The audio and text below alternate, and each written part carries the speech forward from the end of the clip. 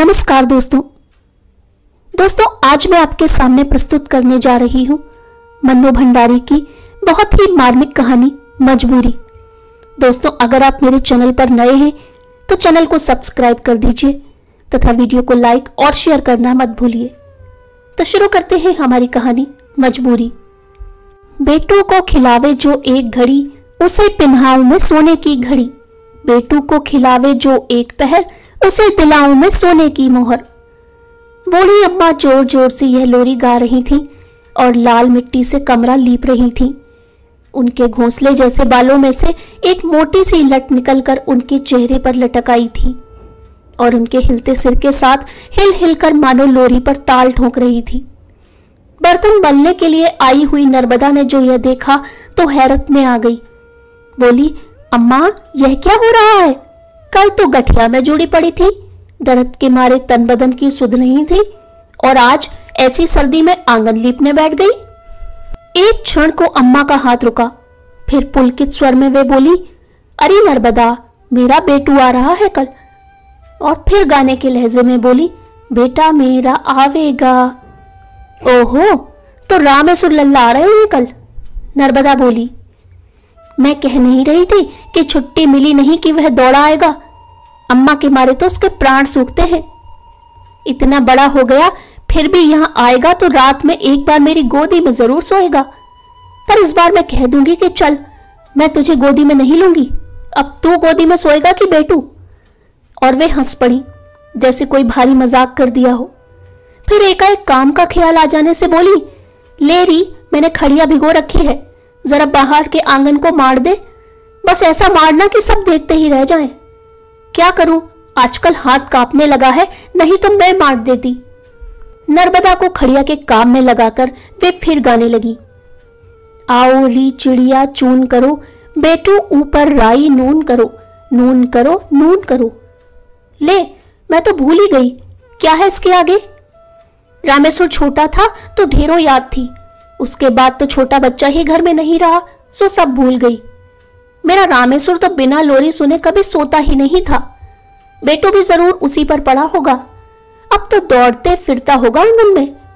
और उनकी धुंधली आंखों के आगे जैसे दौड़ते फिरते बेटू के चित्र बनने बिगड़ने लगे। उसकी कल्पना में खोई खोई वे बोलती गई। पहले बहू लेकर आई थी तब तो 2 महीने का था, बस पालने में पड़ा पड़ा हाथ पैर मारता था और मैं जाकर खड़ी हो जाती थी तो टुकुर टुकुर मुझे ही निहारा करता था। सूरत भी एकदम रामेश्वर पर ही पड़ी है उसकी। अब तो खुद देख लेना, सारा घर नापता फिरेगा। और वे हंस पड़ी। इन सब कल्पनाओं से ही उनका शरीर रोमांचित हो उठा। अम्मा का काम समाप्त हुआ तो मिट्टी में सनी दोनों हथेलियों को जमीन पर पूरे जोर से टिकाते हुए उन्होंने उठने का प्रयत्न किया, पर एक सर्द आह सी उनके मुंह से निकलकर रह गई। वे उठ नहीं पाई तो बड़े ही कातर स्वर में बोली, अरे नर्मदा, मुझे जरा उठा दे रही, घुटने तो जैसे फिर जुड़ गए। जुड़ेंगे तो सही, ऐसी सर्दी में कब से मिट्टी में सनी बैठी हो? बेटे बहू आ रही है तो ऐसी क्या नवाई हो रही है, सभी के घर आते हैं। और नर्मदा ने अम्मा को सहारा देकर उठाया, उसके हाथ धुलाए और खटिया पर लिटा दिया। तू भी कैसी बात करती है नर्मदा, 3 बरस बाद मेरा बेटा आ रहा है और मैं आंगन भी ना लीपूं। 3 बरस बाद आ रहा है तो मैं तो यही कहूंगी कि उनमें मोह माया नहीं है, तुम यूं ही मरी जाती हो उनके पीछे। देख नर्मदा, मेरे रामेश्वर के लिए कुछ मत कहना, यह तो मैं जानती हूं कि 3-3 बरस मुझसे दूर रहकर उसके दिन कैसे बीतते हैं। पर क्या करे, नौकरी तो आखिर नौकरी ही है। मेरे पास आज लाखों का धन होता तो बेटे को यूं नौकरी करने परदेश नहीं दुरा देती। पर और उनके कुछ क्षण पहले पुलकते चेहरे पर मायूसी छा गई, आंखें अनायास ही डबडबा आईं।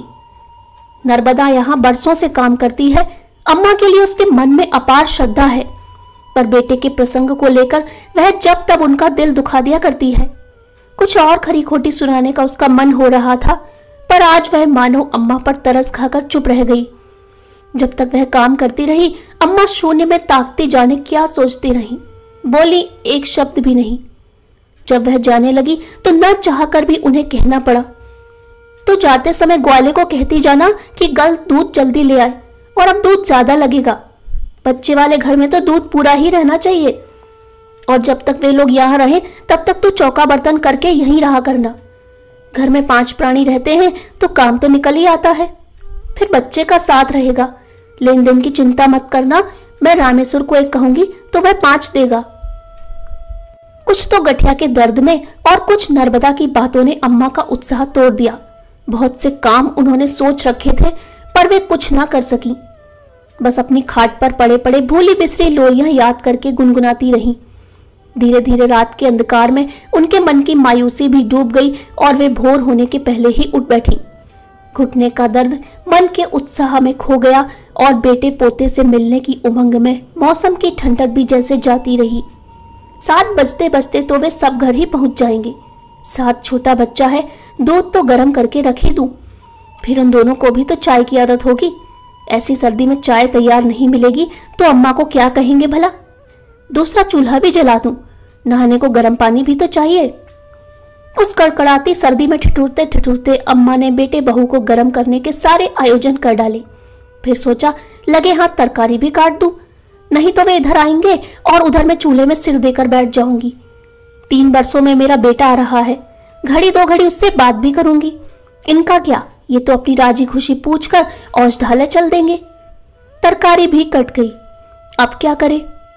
अम्मा अपने को इतना व्यस्त कर देना चाहती थी जिससे प्रतीक्षा के बोझिल क्षण महसूस ना हो, पर समय जैसे बीत ही नहीं रहा था। तभी दूर कहीं घोड़े के घुंघरुओं की आवाज आई और तांगा अम्मा के घर के सामने रुका। अम्मा पागलों की तरह दरवाजे की ओर दौड़ पड़ी। रामेश्वर की गोद से उन्होंने झपट कर बच्चे को ऐसे छीना मानो किसी चोर उचक्के के हाथ से अपने बच्चे को छीन रही हो, और कसकर उसे सीने से चिपका लिया। चरण छूते रामेश्वर की पीठ पर हाथ फेरते हुए दूसरे हाथ के घेरे में उसे लपेट लिया। बच्चा एकाएक इतना प्यार और शारीरिक कष्ट पाकर रो उठा और मां के पास जाने के लिए मचलने लगा। वे उसके आंसू पोंछने लगी और उनकी अपनी आंखों से भी आंसू की धारा बहने लगी। पुचकारने पर भी जब बच्चा चुप नहीं हुआ तो बहू की ओर बढ़ाते हुए उन्होंने कहा, अभी मुझे पहचानता नहीं, एक बार मुझे पहचानने लगेगा तो छोड़ेगा नहीं। उपेक्षित सी एक और खड़ी बहू ने बच्चे को ले लिया। चाय पानी हो गया और रामेश्वर नहाने चला गया तो अम्मा ने बहू को अकेले पाकर कहा, खबर तो दी होती बहू कि तुम्हारे महीने चढ़े हैं। कितने महीने हैं? झेपते हुए बहू ने उत्तर दिया, यह भी कोई लिखने की बात थी अम्मा। फिर जरा रुकते रुकते कहा, मानो कहने का साहस बटोर रही हो। अम्मा, इस बार बेटू को आप ही रखेंगी। जैसे भी हो मैं यहां हूं, तब तक इसे अपने से हिला लीजिए। मैं तो इसके मारे ही परेशान थी। दो को तो। अम्मा आंखें फाड़ फाड़ कर ऐसे देख रही थी मानो जो कुछ सुन रही हैं उस पर विश्वास करें या नहीं। फिर एकाएक बोल पड़ी, तुम यह क्या कह रही हो बहू? बेटू को मेरे पास छोड़ जाएगी? मेरे पास? सच? हे भगवान, तुम्हारी सब बात पूरी हो। तुम बड़भागी हो। मेरे इस सूने घर में एक बच्चा रहेगा तो मेरा जन्म सफल हो जाएगा। फिर वे एकाएक रो पड़ी। तुम क्या जानो बहू, अपने कलेजे के टुकड़े को निकालकर बंबई भेज दिया। रामेश्वर के बिना यह घर तो मसान जैसा लगता है। ये ठहरे संत आदमी, दीन दुनिया से कोई मतलब नहीं। मैं अकेली ये पहाड़ जैसे दिन कैसे काटती हूँ सो मैं जानती हूँ। भगवान तुम्हें दूसरा भी बेटा दे, तुम उसे पाल लेना। मैं समझूंगी तुमने मेरा रामेश्वर लेकर मुझे अपना रामेश्वर दे दिया, पर देखो अपनी बात से मुड़ना नहीं। मैं तभी रामेश्वर ने ठिठुरते हुए रसोई में प्रवेश किया। अम्मा, एक अंगीठी जरा इधर रख दो। बंबई में रहकर तो सर्दी सहने की आदत नहीं रही, यहां तो नहाते ही जैसे जम गया। अम्मा ने अंगीठी रामेश्वर के पास सरका दी। तभी रामेश्वर का ध्यान अम्मा के कपड़ों की ओर गया। यह क्या अम्मा, तुम कुछ भी गर्म कपड़ा नहीं पहने हो? सर्दी खा गई तो बीमार पड़ जाओगी। फिर तुम्हें गठिया की भी तकलीफ है, ऐसे कैसे चलेगा? ना हो तो बनवा लो कपड़े, मैं रुपए दे दूंगा। पर यह सब अनसुना करके अम्मा बोली, देख आज बहू ने कह दिया है कि बेटू अब मेरे पास रहेगा और अब जो बच्चा होगा वह तुम्हारे पास। तो कहीं टाल मत जाना, बात पक्की हो गई। आज से बेटू मेरा हुआ। अरे हम सभी तो तुम्हारे हैं अम्मा, बोलो नहीं है? परिहास के स्वर में रामेश्वर बोला। हो क्यों नहीं, मेरे नहीं तो और किसके हो, पर बेटू आज से मेरे पास रहेगा, अम्मा ने कहा। तभी वैद्यराज जी कुछ खाली शीशियां लेकर आए तो अम्मा बोली, सुनते हो जी, इस बार बेटू यहीं रहेगा। बेचारी बहू खुद अभी बच्ची है, दो को कैसे संभालेगी? और फिर पहले बच्चे पर तो यूं भी दादी का हक होता है। उनके हाथों की गति बढ़ गई थी और वे अब उठने बैठने में जरा भी तकलीफ महसूस नहीं कर रही थी। दोपहर को नर्मदा से भी कहा, बहू के तो फिर बच्चा होने वाला है, बेचारी दो को कैसे संभालेगी। सो मुझसे कहने लगी, अम्मा बेटू को तो तुम्हें ही रखना पड़ेगा। उसे कहने में बड़ा संकोच हो रहा था कि मुझे बुढ़ापे में तकलीफ होगी, पर तू ही बता घर के बच्चे को रखने में कैसी तकलीफ भला। ऐसे समय में घर के ही लोग काम ना आएंगे तो कौन आएंगे भला। इसके बाद घर में जो कोई भी आया उसे यही खबर सुनाई गई। अम्मा इस बात का इतना प्रचार कर देना चाहती थी कि यदि किसी कारण बहू का मन फिर भी जाए तो शर्म के मारे ही वह अपना इरादा ना बदल पाए। अम्मा का सारा दिन बेटू को खिलाने में और उसके नोन राई करने में ही बीतता। जाने कैसी कैसी औरतें घर में आती हैं, तंदुरुस्त सुंदर बच्चे को कड़ी नजर से देख जाए तो लेने के देने पड़ जाएं। बेटू को लेकर उनके शिथिल और नीरस जीवन में नया उत्साह आ गया था। घुटनों के दर्द के मारे कहां तो वे अपने शरीर का बोझ ही नहीं ढो पाती थी और अब कहां वे बेटू को लादे फिरती हैं। शाम को उसके साथ आंख मिचौनी खेलती, बेटू का घोड़ा बनकर आंगन में दौड़ती फिरती। बेटू के साथ साथ उनका भी जैसे बचपन लौट आया था। देखने वाले अम्मा के पागलपन पर हंसते, पर उसकी उन्हें जरा भी चिंता नहीं थी। रामेश्वर ने टोका, अम्मा क्यों से लादे फिरती हो, यूं ही तुम्हारे घुटनों में दर्द रहता है। तो बिगड़ पड़ी, कैसी बातें करता है रामेश्वर, इसमें भी कोई वजन है जो उठाना भारी पड़े। फूल जैसा तो हल्का है, खाली खाली दोनों बेला मिलते टोक दिया। माँ बाप की नजर ही सबसे ज्यादा लगती है बच्चों को, तभी तो बेटू एक दिन भी ठीक नहीं रहता है। निश्चित समय पर दूध पिलाना, शीशी में दूध भरना, बाद में उसकी सफाई करना आदि सब काम अम्मा के लिए बिल्कुल नए थे। उन्होंने तो रामेश्वर को अपने ढंग से पाला था। जब बच्चा रोया झट दूध पिला दिया। दूध के लिए भी समय देखना पड़ता है, यह बात उनके लिए एकदम नई थी। 2 साल तक तो उन्होंने रामेश्वर को अपना दूध पिलाया था, उसके बाद गिलास से पिलाती थी। यह शीशी का नखरा उस जमाने में था ही नहीं, और होगा भी तो शहरों में। पर रमा ने बड़ी लगन से और तत्परता से एक जिज्ञासु विद्यार्थी की तरह उन्होंने यह सब भी सीखा। पति से जिद करके औषधालय की दीवार घड़ी जो पिछले 20 वर्षों से वहीं लगी थी उतरवाकर घर में लगवाई और घड़ी देखना सीखा।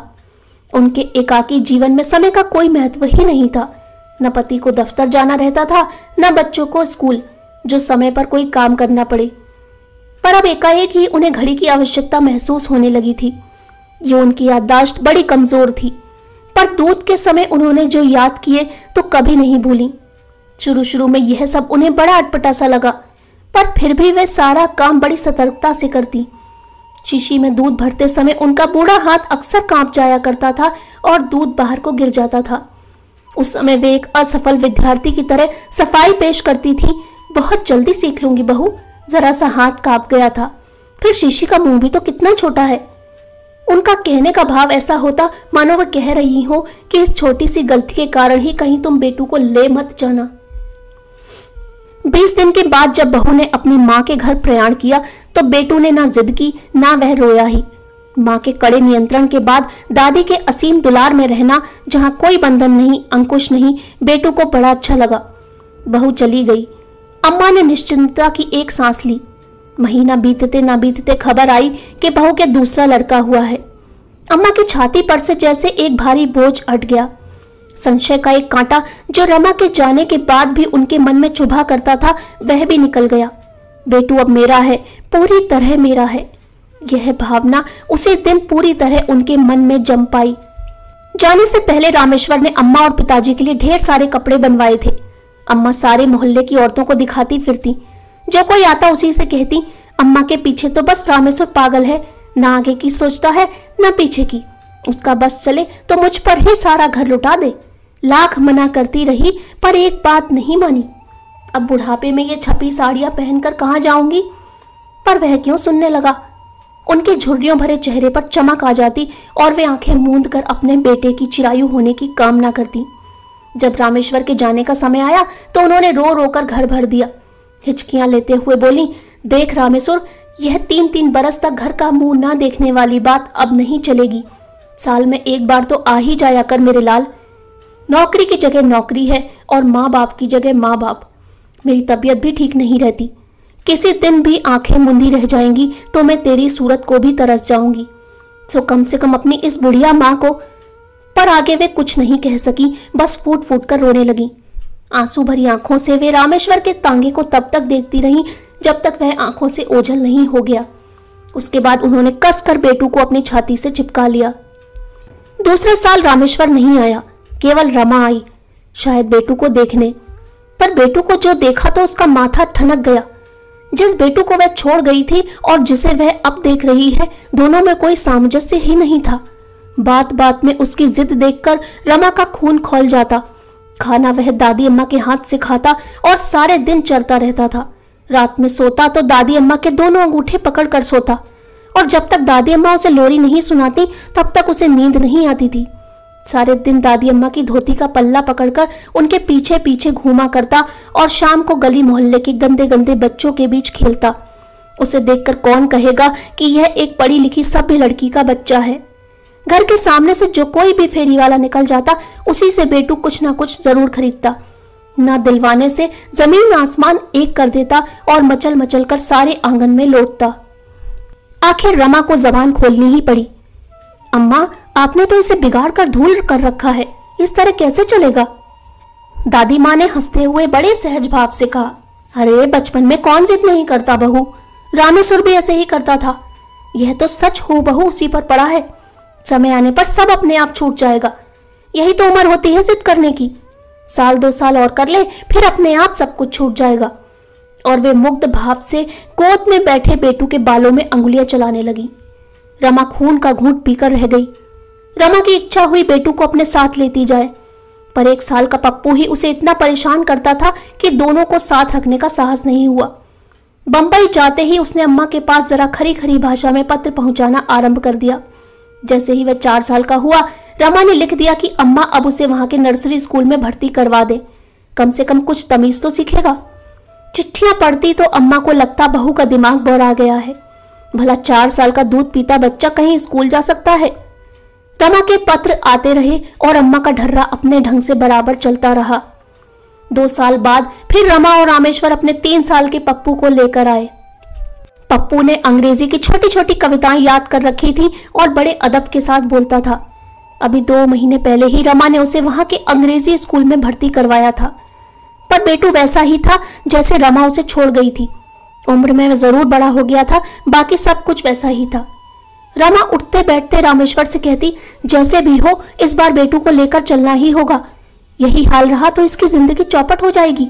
यह भी कोई ढंग है भला? अम्मा को बड़ा दुख होगा, और बेटू तुम्हारे पास जरा भी तो नहीं आता। वह अम्मा को छोड़कर कैसे रहेगा? ये सारी बातें सोच लो। रामेश्वर इस प्रसंग को जैसे टालना चाहते थे। अम्मा के दुख की बात मैं मानती हूँ, रमा ने अपने आवेश को दबाते हुए कहा, पर जब उन्हें लिखा कि स्कूल में डाल दो तो वह भी तो उनसे नहीं हुआ। जैसे बताती हूँ वैसे तो रखती नहीं। अब इनके 2 दिन के सुख के लिए बच्चे का सारा भविष्य बिगाड़ कर रख दूं? उसका गला भर रहा आया था। रामेश्वर बेचारा बड़े धर्म संकट में था। उसे पत्नी की बातों में भी सार नजर आता था और वह अम्मा की भावनाओं को भी ठेस नहीं पहुंचाना चाहता था। सो बिना कुछ निर्णय दिए सारी बात रमा पर छोड़कर वह बंबई लौट गया। रमा कभी मिठाई दिलाकर, कभी तांगे में घुमाकर बेटू को अपने से हिलाने की कोशिश करने लगी। बेटू को तांगे में घूमने का बेहद शौक था, जो कम ही पूरा होता था। अम्मा को कभी स्वप्न में भी ख्याल नहीं था कि रमा पप्पू के रहते हुए भी बेटू को ले जाने का प्रस्ताव रखेगी। जिस दिन उन्होंने सुना, उनके पैरों तले की जमीन सरक गई। जब रमा ने बेटू को उनके पास छोड़ने का प्रस्ताव रखा था, तब एकाएक उन्हें अपने कानों पर भी विश्वास नहीं हुआ था। ठीक उसी प्रकार ले जाने की बात पर भी उन्हें विश्वास नहीं हो रहा था। फिर भी कांपते स्वर में कहा, कैसी बात करती हो बहू, मेरे बिना वह पल भर भी तो नहीं रहता। इतना बड़ा हो गया, फिर भी जब तक मैं कौर नहीं देती तब तक वह खाता नहीं, तो एकाएक मुझसे दूर कैसे रहेगा? नहीं रहेगा तो थोड़े दिन रो लेगा, आखिर उसकी पढ़ाई का सिलसिला भी तो जमाना है। अम्मा, पप्पू स्कूल जाने लगा है और यह अभी तुम्हारा पल्ला पकड़े पकड़े ही घूमता है। अरे पढ़ लेगा बहू, पढ़ लेगा, उम्र आएगी तो पढ़ लेगा। यह मत सोचना कि मैं उसे गंवार ही रहने दूंगी। रामेश्वर को भी तो मैं नहीं पाला पोसा है, उसे क्या गंवार रख दिया? फिर यह तो मुझे और भी प्यारा है। मूल से ब्याज ज्यादा प्यारा होता है। इसे तो मैं खूब पढ़ाऊंगी, तू चिंता मत कर बहू, पर इसे ले जाने की बात मत कर। और फिर वे फपक फपक कर रो पड़ी। रमा की आंखों में भी आंसू तो आ गए। फिर भी उसने अपने पर काबू पाते हुए और स्वर को भरसक कोमल बनाकर कहा, मैं आपका दिल नहीं दुखाना चाहती अम्मा, पर आपके जरूरत से ज्यादा प्यार ने ही तो इसे बिगाड़ कर धूल कर दिया है। एक भी आदत तो इसमें अच्छी नहीं है। यदि आप सचमुच ही इसे प्यार करती हैं और इसका भला चाहती हैं तो इसे मेरे साथ भेज दीजिए, और उसके साथ दुश्मनी ही निभानी है तो रखिए इसे अपने पास। कहने के बाद रमा को लगा जैसे बहुत बड़ी बात कह गई है। मैं अपने बेटों के साथ दुश्मनी निभाऊंगी? मैं उसकी दुश्मन हूं? मैं तो मेरे प्यार की परीक्षा लेना चाहती है, पर ऐसी कठिन परीक्षा तो मत ले बहू, इससे तो तू मेरे प्राण ही ले ले। और वे फूट फूट कर रोने लगी। कुछ देर बाद एकाएक स्वर संयत करके बोली, ले जा बहू ले जा, मेरा बेटू फूले फले पढ़ लिख कर लायक बने, इससे बढ़कर खुशी की बात मेरे लिए और क्या हो सकती है। मेरा क्या है, 4 दिन की हंसी खुशी के लिए मैं तेरे बच्चे की जिंदगी नहीं बिगाड़ूंगी। मैं अपड़ गंवार औरत ठहरी, इसे लायक कहां से बनाऊंगी? तू इसे ले जा। 4 दिन को मेरी जिंदगी में हंसी खुशी आ गई, इसी में तेरा बड़ा जस मानूंगी। और रमा कुछ कहे उससे पहले ही उन्होंने रसोई घर में जाकर भीतर से किवाड़ बंद कर लिए। रमा को खुद इस सारी बात से बड़ा दुख हो रहा था, पर बच्चे की बात सोचकर वह निर्णय बदलने में अपने को असमर्थ पा रही थी। यही सोच सोचकर वह अपने को तसल्ली दे रही थी कि समय का मरहम अम्मा के घाव को अपने आप भर देगा। 2 दिन बाद औषधालय के एकमात्र नौकर और दोनों बच्चों को लेकर रमा अपनी मां के यहाँ चल पड़ी। बेटू को बताया ही नहीं गया कि रमा उसे अपने साथ ले जा रही है। रोज की भांति तांगे में घूमने के लालच में वह चला गया। जाते समय कह गया, दादी अम्मा मैं तुम्हारे लिए मिठाई और गोली लेकर आऊंगा। दादी अम्मा ने उसे कलेजे से लगा लिया। एक बार उनकी इच्छा हुई कि वह बेटू को बता दे कि रमा उसे हमेशा के लिए उनसे अलग करके ले जा रही है, पर फिर भी वे चुप रहीं। उसके बाद जो कोई भी घर में आया, अपार आश्चर्य से उसने पूछा, अरे बहू बेटे को ले गई? तुम तो कहती थी कि बेटू अब तुम्हारे पास ही रहेगा। अम्मा को लगा जैसे किसी ने उनके कलेजे पर गरम सलाख दाग दी हो। दिल मिलाकर जवाब देती, कहती तो थी पर अब रखा नहीं जाता। गठिया के मारे मेरा तो उठना बैठना तक हराम हो रहा है, तो मैंने ही कह दिया कि बहू अब पप्पू बड़ा हुआ सो बेटू को भी ले जाओ। अरे अम्मा, एक पल तो तुम उसे छोड़ती नहीं थी, अब रह लोगे उसके बिना? नहीं रह सकती तो भेजती क्यों? अब यह कोई बच्चे पालने की उम्र है भला? जिसकी थाती उसी को सौंपी। बुढ़ापा है, कुछ भजन पूजन ही कर लूं। उनके मारे मेरा सब कुछ छूट गया था। बड़े ही संदिग्ध भाव से अम्मा की इस दलील को औरतें स्वीकार कर पाती थीं। आज अम्मा के पास कोई काम नहीं था करने को, सो खाली आंगन में दर्दीले स्वर से एक लोरी गुनगुना रही थीं। शाम को गुब्बारे वाला आया, बुढ़िया के बाल वाला आया, खिलौने की मिठाई बेचने वाला आया, तो मुरझाए स्वर में अम्मा ने सबको यही जवाब दिया, जाओ भाई जाओ, आज तुम्हारा ग्राहक नहीं है, मैंने उसे उसकी अम्मा के साथ भेज दिया। अब यहाँ मत आया करो, कभी मत आया करो, कोई तुम्हारी चीज नहीं खरीदेगा। और उनका मन सुबक उठा, पर उनकी आंखों के आंसू जैसे सूख गए थे। तीसरे दिन औषधालय का नौकर वापस आया तो सबसे पहले खबर दी कि दादी अम्मा को याद करते करते बेटू को बुखार हो गया और वह उसे भरे बुखार में छोड़ कर आया है। वह रमा के हाथ से न कुछ खाता है न दवाई पीता है। अम्मा ने सुना तो ऊपर की सांस ऊपर और नीचे की सांस नीचे रह गई। पागलों की भांति दौड़ती हुई औषधालय में पहुंची। अरे सुनते हो, बेटू रो रो कर बीमार हो गया है। मैं तो पहले ही जानती थी कि वह मेरे बिना रहेगा नहीं, पर बहू को कौन समझाए। अब तो रात की गाड़ी से ही जाकर मुझे उसे लाना होगा। वह तो रो रो कर प्राण दे देगा। हे भगवान, मेरी मत पर भी पत्थर पड़ गए थे जो बहू की बात मान गई। अम्मा रोती थी और कपड़े ठीक करती जाती थी। नर्मदा आई तो आश्चर्य से बोली, कहाँ की तैयारी कर रही हो अम्मा? अरे शिब्बू बहू को छोड़कर लौटा तो बताया कि बेटू ने रो रो कर बुखार चढ़ा लिया। मैं तो भेजकर अपनी तरफ से निश्चिंत हो गई थी, पर वह रह सकता है क्या? उसके तो प्राण मुझ में कुछ ऐसे पड़ गए थे कि क्या बताऊं। कोई अगले जन्म का संस्कार ही समझो। अब जाकर लाना पड़ेगा, नहीं तो छोरा रो रो कर प्राण दे देगा। और गर्व और आनंद से उसकी छाती फूल गई। तीसरे दिन भी बेटू को लेकर वे लौट आई। जिसने देखा उसी ने कहा, अरे 4 दिन में ही बच्चा सूख गया। सूखेगा नहीं, कुछ तो खाया नहीं और एक पल को आंसू नहीं टूटा। मैं तो सोचती थी कि बहू के हवाले करके सुख से पूजा पाठ करूंगी, पर अब यह रहता भी तो नहीं। 1 साल उन्होंने इसी प्रकार और निकाल दिया। रमा बंबई से आई और फिर बेटू का वही रवैया देखा तो सोचा कि वह उसे सीधे बंबई ले जाती तो यह सारा कांड नहीं होता। अम्मा बंबई तक नहीं आ सकती थी। सो एक बार फिर एक दादी माँ को रुलाकर उनके मना करने पर भी वह बेटू को लेकर बंबई के लिए चल पड़ी। जाने किस आशा से अम्मा ने अपनी सारी जमा पूंजी खर्च करके शिब्बू को साथ कर दिया। रमा मना करती रही कि अब दोनों बच्चे बड़े हैं और वह संभाल लेगी, पर अम्मा ने शिब्बू को साथ भेज ही दिया। दूसरे दिन से जो कोई भी आता अम्मा उसी के सामने यह मनौती मनाती कि किसी प्रकार बेटू रमा के पास हिल जाए तो वह 1.25 रुपए का प्रसाद चढ़ाएंगी। उच्च स्वर से वह रात दिन रट लगाए रहती कि बेटू मुझे किसी तरह भूल जाए। पर 7 दिनों के बाद जब शिब्बू लौट कर आया तो वे ऐसे दौड़ पड़ी मानो वह बेटू को लेकर ही आया हो। झपट कर उन्होंने पूछा, मेरा बेटू कहाँ है? मेरा बेटू ठीक है शिब्बू, तुझे मैंने किस लिए भेजा था? उनका स्वर बुरी तरह कांप रहा था। इस बार तो अम्मा जी, बहू जी ने बेटे को हिला दिया। वहां बहू जी के मकान में बहुत सारे बच्चे हैं, उन सबसे दोस्ती हो गई, सो खूब खेलता है। ट्राम, बस, बगीचे, झूले, इन सब में उसका मन लग रहा है। शिब्बू ने बताया तो अम्मा शून्य पथराई आंखों से उसे देख रही थी, मानो कुछ समझ ही नहीं रही हूँ। शिब्बू कहे चला जा रहा था, चलो तुम्हारी चिंता दूर हुई। मैं तो अम्मा 2 दिन इसी मारे ज्यादा रुक गया कि कहीं रोया तो मैं अपने साथ लेता आऊंगा। पर इस बार बहू जी ने उसे समझा दिया और वह भी समझ गया। अब वहां वह जम जाएगा। तुम तो अब प्रसाद चढ़ाओ अम्मा और मजे से भजन पूजा करो। एकाएक जैसे अम्मा की चेतना लौट आई। क्या कहा? बेटो भूल गया, वहां जम गया। सच, मेरी बड़ी चिंता दूर हुई। इस बार भगवान ने मेरी सुन ली। जरूर प्रसाद चढ़ाऊंगी रे, जरूर चढ़ाऊंगी। मेरे बच्चे के जी का कलेश मिटा, मैं प्रसाद नहीं चढ़ाऊंगी भला? और फिर गीली आंखों और कांपते हाथों से उन्होंने जेब से 1.25 रुपया निकालकर शिब्बू को देते हुए कहा, ले पेड़े लेते आ, अब प्रसादी चढ़ाकर बांट ही दूं। कौन? नर्मदा? सुना नर्मदा, बेटू मुझे भूल गया। वह भूल ही गया। और उन्होंने आंचल से भर भर आती आंखें पोंछी और हंस पड़ी।